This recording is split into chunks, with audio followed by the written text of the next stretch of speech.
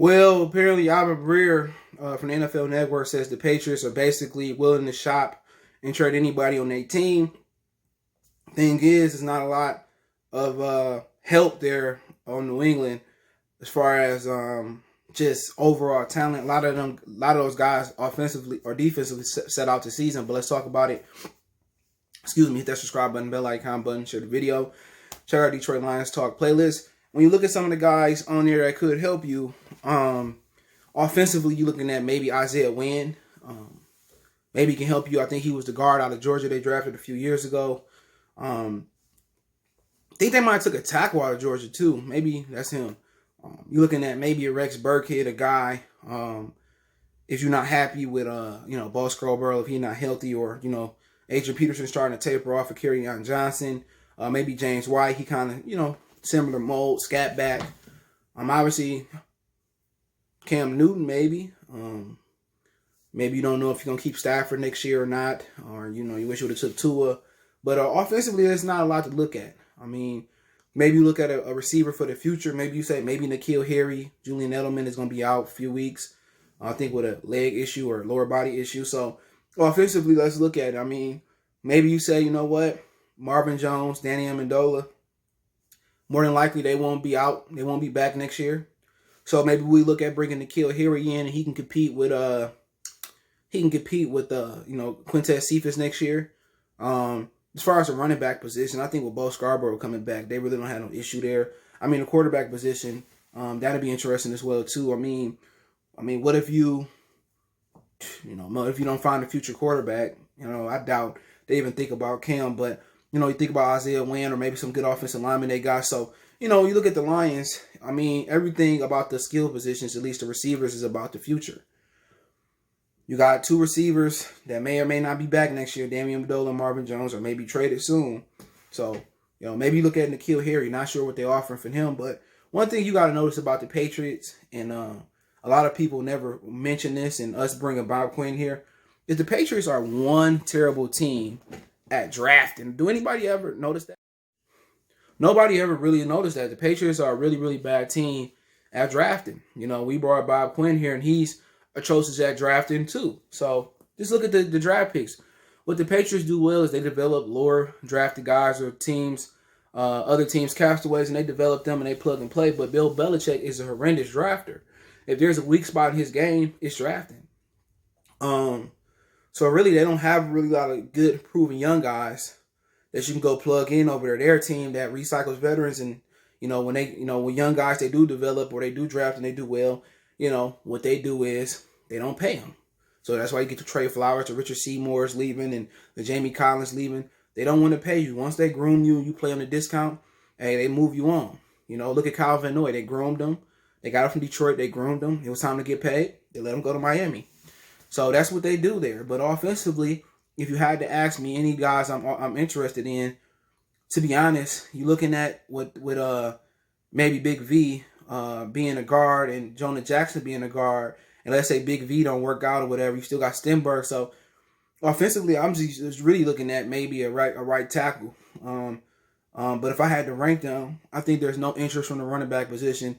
The only guy they may be interested in I can think of right now that's active on the roster is N'Keal Harry. If you move Marvin Jones, you put a guy there, and maybe he can develop there. Maybe the New England system wasn't worth it for him.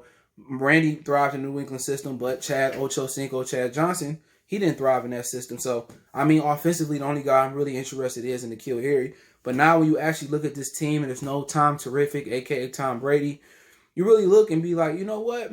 It was a lot of optimism from Bob Quinn to come here. But the New England Patriots historically suck at drafting. Nobody really talks about it because, they keep winning. But now you strip Tom from there. Now Julian Edelman is injured. Now you're looking at their depth offensively, and who do they got? Absolutely nobody. So offensively, New England Patriots is real naked, but people forget Cam Newton was out a couple weeks with the COVID-19. He had to clear the quarantine protocol, and people say, "Oh, he's terrible. He's a bum again." No, once again, no timing with his receivers. Ain't been out there. Wynn might be a little messed up, so give him some time. But I think the Patriots might be waving the red flag as well here too. But People saying Cam fell off that quick. No, he had 2 weeks off, and those 2 weeks is critical, especially when you didn't have a regular training camp and preseason to get ready and form that rapport with your pass catchers and your offensive line. And also, when you think about trading before we get to the defense, you also have to think about simply this. Do you want Bob Quinn to sit here and trade the future of this franchise right now to just make the playoffs or just miss the playoffs? Do you want them to trade a second, a third, a fourth, a fifth round pick if you don't have a sixth? Do you want to trade those picks for a N'Keal Harry, a Devin McCourty, a Jason McCourty? Who else you got? Chase Winovich over there. So you don't have a lot of big names over there. You got a lot of older guys, and Stephon Gilmore. You're trying to win now to save their jobs, but we already know this roster isn't a Super Bowl caliber roster. It's time to rebuild. It's really not a rebuild. Depends if somebody else coming here can't use the defensive players or some of the offense. But offensively, they rebuilding. Stafford older, Amendola old, probably won't be back. Marvin Jones older, won't be back. And who knows? They might don't pay Kenny Galladay and let him walk. So your receiving core is gone. Your quarterback could be gone. And really, you're looking at your running back, Kerryon Johnson. He probably won't be back. Bo Scarborough, we see what he got when he come back. But Peterson, he probably not going to be back. He don't have that many years left. So offensively, at your skill positions, the offensive line is intact and it's young, and it's going to be good for many years to come. But really, you really may bring back DeAndre Swift, may be the only guy that might be the future, and TJ Hockenson. So that's something you got to look at. Do you trust Bob Quinn and Matt Patricia to sit here and trade first and second and third or fourth round picks to win, not want to say their job for the here and now, and pretty much set us back? But what the thing about it is, he's been setting us back with draft picks that haven't been performing well or haven't been playing or been injury prone. From that Brian kid at Clemson, Tavares ain't been playing well. Julian Okoro not playing this year. TJ Hockenson playing and he's improved, but we can't tell because he can't get those targets. So that's one thing you got to think about when you're talking about Bob Quinn and Matt Patricia. Do you trust them to, sit here? Now, if you tell me they sit here and they trade, 50% of the picks we got next, we make the NFC Championship game, we win the Super Bowl, I can live with that. I want to be able to say, you know what? The Lions won a playoff game or two again while I was alive. They only won one playoff game while I've been on this earth. So, that's something to think about. And quite frankly, I don't trust them. This team is the real litmus test come Sunday versus the Indianapolis Colts. If they blow out the Colts and just beat the Colts, then maybe I'll become a believer. But at this point, this team is fool's gold. All right. But looking at what they bring defensively with the Patriots from New England, we brought Herman over. So do you really need another safety? He not injured. Do you need a McCourty? No. Do you need a Jason McCourty? No. But when you sit here and you look at, hey, I can use a Chase Winovich. I can use another edge rusher where I can rotate in with Trey Flowers and with Everson Griffin and Romeo Okoro. I can use a Chase Winovich. He bring a lot of intensity. He reminds you with his motor of a Kyle Vanden Bosch. And maybe he can, get these guys going. We know Everson Griffin won't be here for the long haul. So we could plug Winovich in next to Trey Flowers for the next few years, and hopefully he can jump. So Chase Winovich is the one guy that I sit at and say, you know what?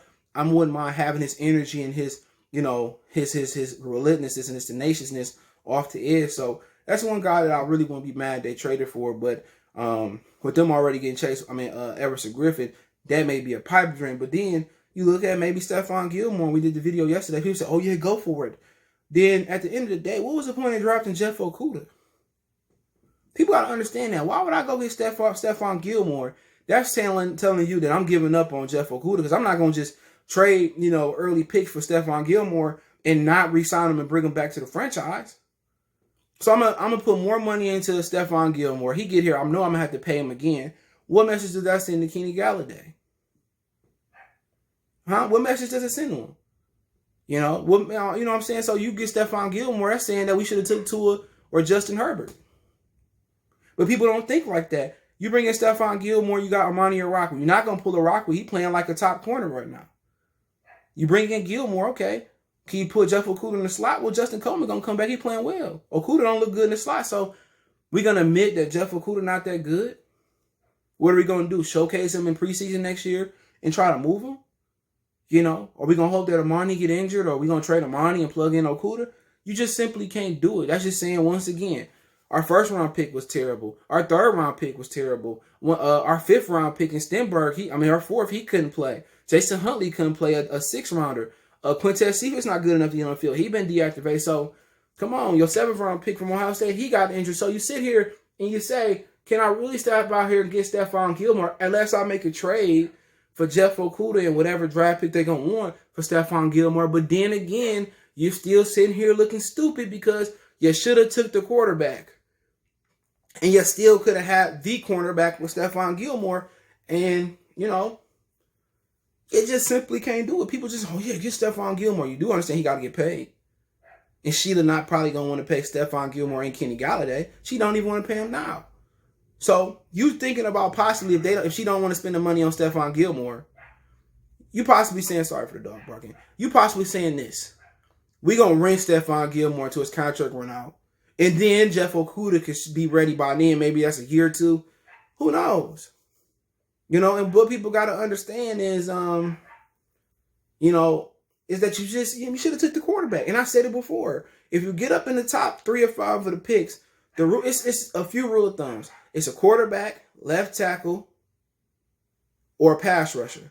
Okay? That's exactly what it is. Now, you have exceptions. You have superstar cornerback, possibly Deion Sanders. Superstar running back, possibly Barry Sanders.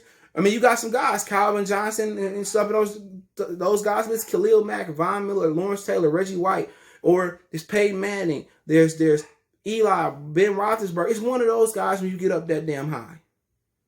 You know what I'm saying? I think Roethlisberger went inside the top 10, my bad. But when you get up that high, it's one of those guys, You just simply can't justify, or you trade out of there, justify picking a guy like Jeff Okudah that high when you only won 3 games the previous season. But let me know what you guys think. Sorry for the dog barking. But don't forget you can follow us on Facebook, Instagram, Twitter. You can reach out if you have a business question, call, response to a video request.